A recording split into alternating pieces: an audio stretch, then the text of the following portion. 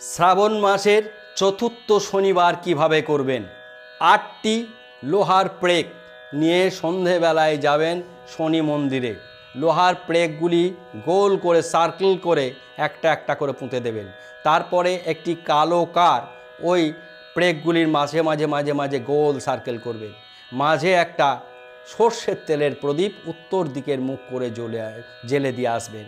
তারপরে নিজের দক্ষিণ কর্ণে স্পর্শ করে বলবেন ওং ক্ষমধ্যম। শ্রাবণ মাসে শনিদেব প্রচুর দেয়। যা কিছু ভুল ভ্রান্তি হয়েছে, অন্যায় হয়েছে, সমস্ত দোষ কেটে আপনাকে আনন্দর পথ খুঁজে দেবে।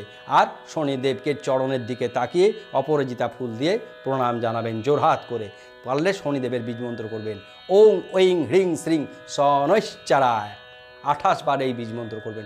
অত্যন্ত সুন্দর এই ভিডিওটি সকল বন্ধুকে শেয়ার করবেন। ধন্যবাদ।